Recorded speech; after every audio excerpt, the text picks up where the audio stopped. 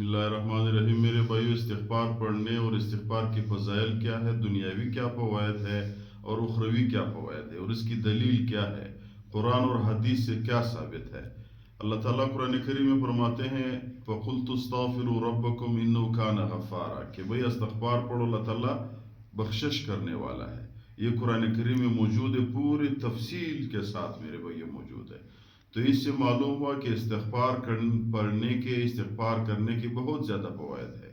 انسان کی دنیا بھی اسی استغفار سے بن جاتا ہے، اور آخرت بھی اللہ تعالیٰ اسی استغفار کے ذریعے بنا دیتا ہے۔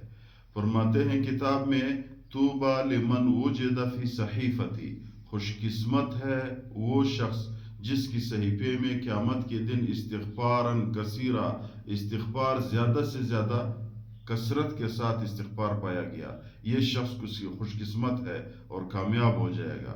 دوسرا، حضرت عبداللہ ابن عباس رضی اللہ تعالیٰ عنہ نے روایت نقل کی ہے پیغمبر علیہ السلام سے۔ پیغمبر علیہ السلام فرماتے ہیں جو شخص ہر غم سے نجات چاہتا ہے اور وہاں سے رزق چاہتا ہے جہاں اس کا گمان نہ ہو، تو کثرت سے استغفار کرے۔ جو بھی بندہ میرے بھائیوں کثرت سے استغفار کرتا ہے وہ درازی عمر چاہتا ہے، یہ امام بہقی رحمۃ اللہ علیہ نے نقل کیا ہے۔ اس شخص کو لمبا عمر اللہ تعالیٰ دے دیتا ہے، اور جو لوگ کثرت سے استغفار کرتا ہے اس کی رزق اللہ تعالیٰ وسیع کرتا ہے۔ فرماتے ہیں پیغمبر علیہ السلام کہ جو لوگ چاہتے ہیں کہ قیامت کے دن ان کے عمل نامہ وہ اپنے عمل نامہ دے کر خوش ہو جائے تو کثرت کے ساتھ استغفار کرے۔ تو ابھی رمضان کا مہینہ بھی ہے، ایک عمل انسان کی 70 عمل کے برابر ہوتا ہے۔ تو مطلب یہ ہوا کہ اگر کوئی بھی بندہ ایک دفعہ استغفار کرے تو اس کا مطلب کہ وہ 70 دفعہ اس نے استغفار کیا ہے۔